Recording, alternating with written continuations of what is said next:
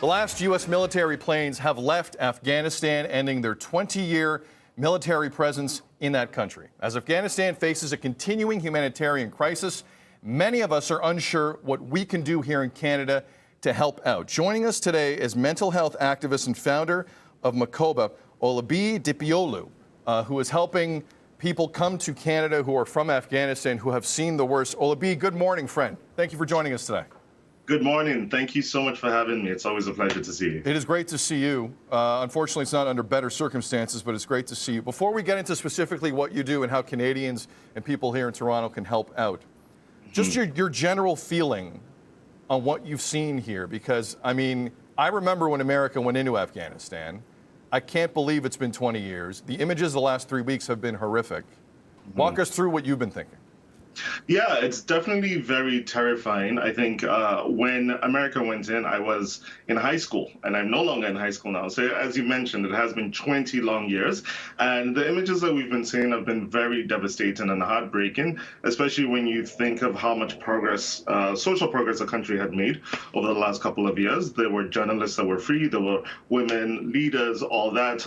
But as of now that we've seen with the Taliban taking over, that has all been stripped away, and it's very sad to see that in 1 week, a 20-year progression has been declined. And that's very sad to see. As you've also seen images of people trying to leave the Kabul airport. And there have been, unfortunately, some really sad graphic images of people who are hanging on to the wheels of the plane that fell out. So it's a dire situation. A lot of people are trying to get out. And unfortunately, yesterday was technically the last day to get individuals out. So it's very sad what's happening. And I'm very hopeful that things can be done to help those who are fleeing and help those who have fled and are now in a different country. All right, Olabiyi, let's talk about ways to help. If you're watching this morning and you've been following this the way most people have been following this, and if you've gone on social media and seen what's really going on there, things you cannot show, it is incredible. Where would you direct people first to help? Whether they be Canadians or allies of Canada who were lucky enough to get out? Absolutely. So the first thing that I would always encourage people to do is donate with specific charities and organizations. So, for example, my social venture, Makoba, is partnering with IAFR, which is a local Canadian charity and non-for-profit that helps displaced individuals. They've worked with people from different Middle Eastern countries, such as Syria and also Afghanistan as well. And currently, we're working with them to raise money for an event called Right for Refuge.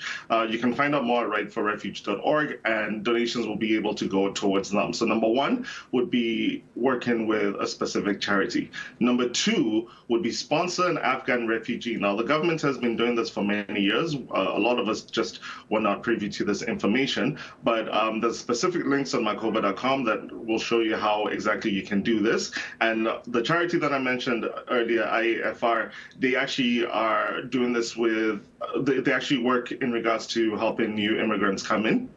And they have shelters throughout Toronto. They have shelters and they have homes, so that's the next step that you can do.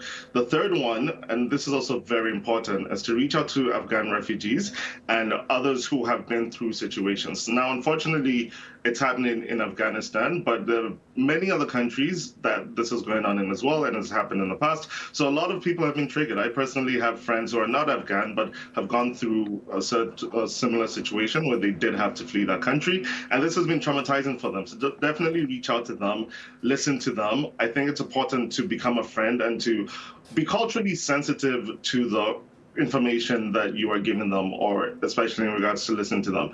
And I think key for this is showing empathy and sensitivity. I'll go back again to the organization I mentioned earlier, IAFR. They're able to do this by being culturally sensitive and showing empathy when they're dealing with people who are fleeing, because they train volunteers, right? So that could be another thing that individuals could do. They could work with them and volunteer with them and understand how to be companions for them as well. And now the last one is taking on the responsibility of educating yourself. I think we live in a time now where we like to grab the headlines. You know, we have the tweets, we see what's happening, but we don't really delve deeper into what is really happening and why it's happening the way it is, right? So definitely increasing your knowledge in regards to why it's happened, what caused it, and how you can help in regards to that. I'll go back again, as I mentioned, to IAFR. A way that they are doing this is by training churches in small groups and by making sure that they are culturally sensitive and they know exactly what it is that they are talking about. Olabiyi, we really appreciate you jumping on today. In case you at home missed any of that, head to @BreakfastTV on Twitter and our Instagram accounts. Will I am sure, in fact, I'm going to ask. We put the information up that you walked us through. It's going to be a long journey, Olabiyi, for a lot of people who have seen. I couldn't imagine my home just disintegrating like that and my life being uprooted. That is exactly what has happened to a lot of people, and we need to help out as much as we can. Have a great day, sir. Thank you for the information. Thanks so much for having me. Thank you. Take care.